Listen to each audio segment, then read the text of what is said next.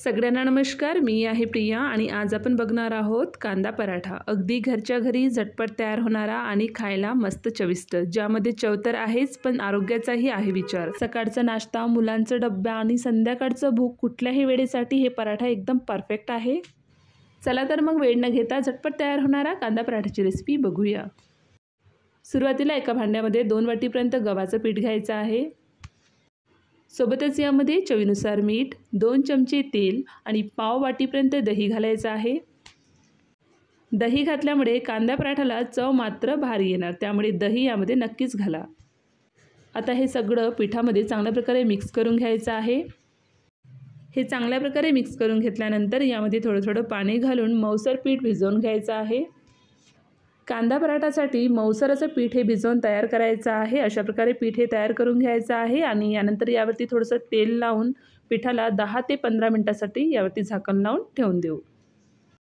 तोपर्यंत दुसरीकडे आपण स्टफिंग हे तयार करून घेणार आहोत. त्यासाठी एका भांड्यामध्ये 2 वाटीपर्यंत बारीक चिरलेला कांदा घ्यायचा आहे.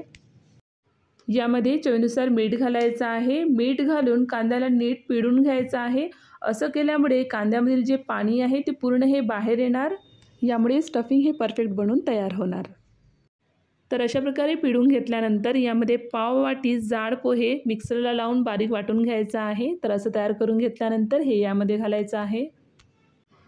यानंतर यामध्ये 2 बारीक चिरलेली हिरवी मिरची, 2 चमचे कसुरी मेथी, 1 चमचा आले लसूण पेस्ट, 1 चमचा लाल तिखट, पाव चम्मच हळद, यानंतर 1 चमचा धने पावडर, अर्धा चम्मच गरम मसाला, अर्धा चम्मच जिरे पावडर, अर्धा चम्मच चाट मसाला आणि 1 चमचा ओवा हाताने थोडंसं चिरडून यामध्ये घालायचं आहे.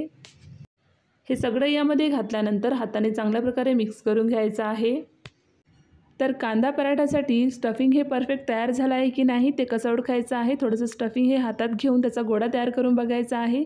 जर असं गोळा तयार होत असेल तर इथे स्टफिंग हे परफेक्ट तयार झालेलं आहे. जर गोळा तयार होत नसेल आणि स्टफिंग हे थोडंसं ओलसर वाटत असेल तर परत थोडेसे पोहे मिक्सरला लावून बारीक करून यामध्ये घालावे. तर इथे स्टफिंग हे बनून तयार झालेलं आहे. आता आपण पराठा बनवण्यास सुरुवात करूया. इकडे 15 मिनिटेसुद्धा झालेले आहेत. पीठ देखील छान असं भिजला गेला आहे. परत एकदा मळून घेऊ. पीठ हे मळून घेतल्यानंतर पिठामधून एक गोळा हातात घ्यायचा आहे आणि उरलेल्या गोळ्यावरती झाकण लावून ठेवून देऊ. इथे आपण 2 पद्धतीने पराठा हे तयार करून घेणार आहोत. तर सुरुवातीला पहिली पद्धत बघूया.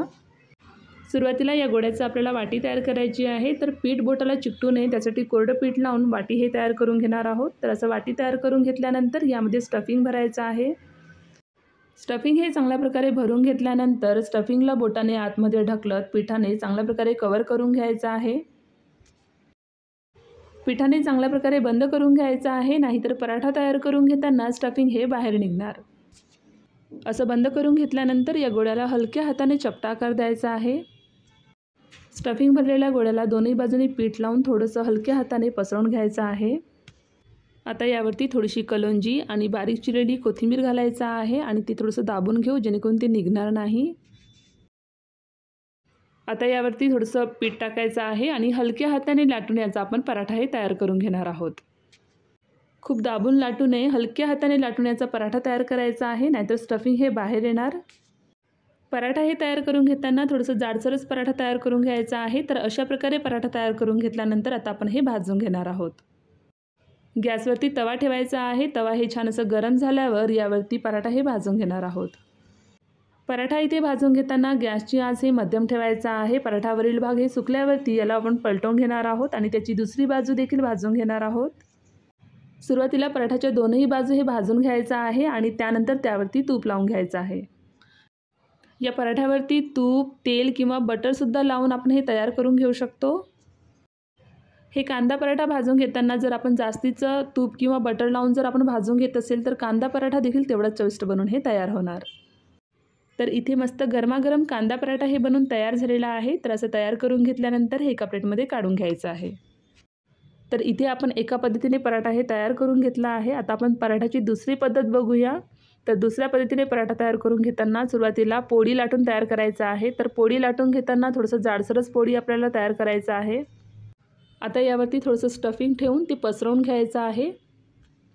आणि एका बाजूने चाकूने थोडंसं कट करायचं आहे आणि व्हिडिओमध्ये दाखवल्याप्रमाणे इथे आपल्याला पोळी हे तयार करायचं आहे.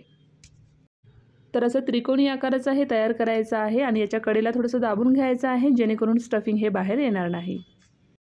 आता यावरती सुद्धा थोडीशी कलोंजी, कोथिंबीर टाकायचं आहे आणि थोडंसं कोरडं पीठ लावून पराठा हे तयार करून घ्यायचा आहे. पराठा हे लाटून घेताना थोडंसं एक्स्ट्रा पीठच लावून लाटून घ्यायचं आहे, त्यामुळे बेलण्याला चिपकणार नाही आणि पराठा देखील छान असं बनून तयार होणार. तर अशा प्रकारे त्रिकोणी आकारामध्ये सुद्धा आपण हे पराठा तयार करून घेऊ शकतो. तर इथे आपल्याला ज्या पद्धतीने पराठा बनवणे सोपं वाटत आहे त्या पद्धतीने आपण हे पराठा बनवून तयार करून घेऊ शकतो. तर गरमागरम स्वादिष्ट कांदा पराठा इथे तयार झालेला आहे. हे आपण दहीसोबत किंवा चटणी किंवा लोणच्यासोबत आपण हे सर्व करून घेऊ शकतो. तुम्ही सुद्धा नक्की ट्राय करा आणि कमेंट्समध्ये सांगायला विसरू नका. रेसिपी आवडल्यास लाईक करा, चॅनलला सबस्क्राईब करा. परत भेटूया अशाच एका नवीन रेसिपीसोबत. धन्यवाद.